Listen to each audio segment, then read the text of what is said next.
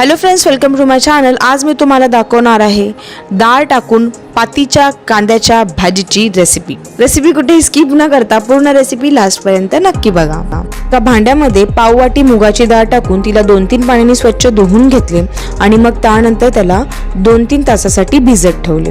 आता 2-3 तास उलटल्यानंतर इथे मी एका कढईमध्ये 2 चमचे तेल टाकून घेतले। तेलामध्ये 1 चमचा जिरा, 1 चमचा राई, चिमूटभर हिंग टाकून घेतले।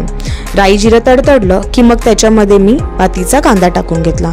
जो पातीचा कांदा आहे त्याला व्यवस्थित बारीक चिरून घ्यायचा आहे आणि मगच वापरायचा आहे। ते मी 1 जोडी पातीचा कांदा घेतला होता। कांदा गुलाबी रंगावर परतला की मग मी याच्यामध्ये अर्धा चमचा हळद, 1 चमचा घरचा साठवणीचा मसाला, 1 चमचा घाटी मसाला टाकून घेतला आणि सर्व जिन्नस जे आहेत ते छान कांद्यामध्ये ते तेलासकट परतवून घेतलेलं आहे। आता सर्व जिन्नस परतले की मग मी ह्याच्यामध्ये जी भिजवलेली डाळ होती ना ती टाकून घेतलेली आहे। तर डाळीला कमीत कमी अर्धा तासासाठी तरी आपल्याला भिजत ठेवायची आहे, जेणेकरून जी कुकिंग प्रोसेस आहे ती फास्ट होते, डाळ जरा लवकर शिजते। आता मसाल्यामध्ये ही डाळ चांगली इथे मिक्स करून घ्यायची। त्याच्यानंतर चवीनुसार मीठ टाकून घ्यायचे।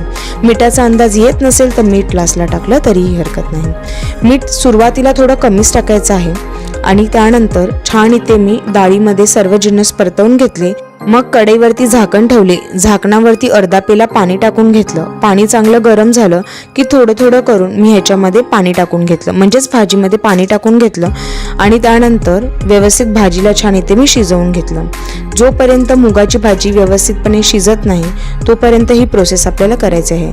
हर 2-3 मिनिटांनी मी भाजीला परतत असताना त्याच्यामध्ये थोडं थोडं झाकणावरचं पाणी टाकत गेले आणि अशा प्रकारे माझी भाजी इथे 80% कुक झाली।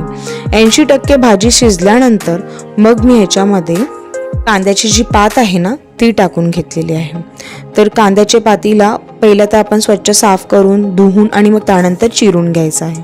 आता बारीक बारीक चिरलेली कांद्याची पात भाजीमध्ये टाकून घ्यायची आणि डाळीमध्ये तिला चांगली मिक्स करून घ्यायची।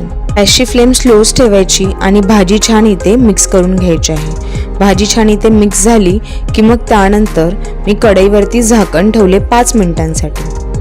5 मिनिटं ह्या भाजीला छान इथे वाफलवून घेतलं मी। 5 मिनिटानंतर मी कढईवरचं झाकण काढलं। तुम्ही बघू शकता भाजीची कन्सिस्टन्सी एकदम कमी झालेली आहे, म्हणून मी सुरुवातीला सांगितलेलं की आपल्याला मीठ भाजीमध्ये आधी कमीच टाकायचं आहे। आता ही जी भाजी आहे ती ते रेडी झाली आहे। गरमागरम भाजी मी ते सर्व करून घेतली आहे। तर ही भाजी टिफिनसाठी नेण्यासाठी पण एकदम छान आहे आणि खायला तर खूपच चविष्ट लागते। तर ही डाळ टाकून केलेली कांद्याच्या पातीची भाजी घरात नक्की ट्राय करून बघा। रेसिपी आवडली तर चॅनलला लाईक, शेअर, सबस्क्राईब करायला विसरू नका। थँक्यू।